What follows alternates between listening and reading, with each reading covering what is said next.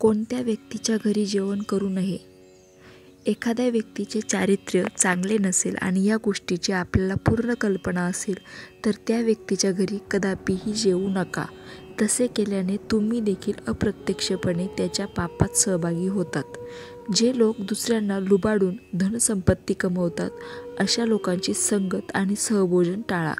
चारित्र्यहीन व्यक्ती, व्यसनी व्यक्ती, वाईट विचारधारा असणारी व्यक्ती त्यांच्या वाऱ्यालाही थांबू नका. सहभोजन तर दूरच, वाईट लोकांच्या संगतीत येऊन आपणही वाईटच बनतो. आजारी व्यक्तीच्या घरी जेवू नका. आजारी व्यक्तीच्या घरी आजाराच्या प्रादुर्भावामुळे संसर्ग होण्याची दाट शक्यता असते.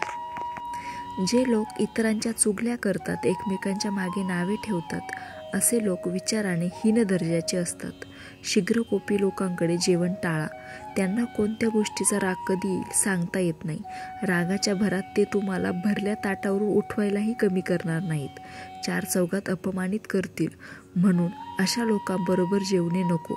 ज्यांना दुसऱ्यांप्रती सहानुभूती नाही, दया नाही, क्षमा नाही, शांती नाही, अशा लोकांचे वाईट विचार अन्नात समाविष्ट होतात आणि ते अन्न ग्रहण केल्याने आपलीही मानसिकता तशीच बनत जाते.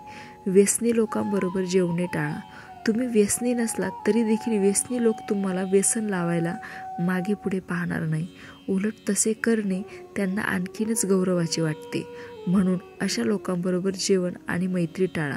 रामकृष्ण हरी.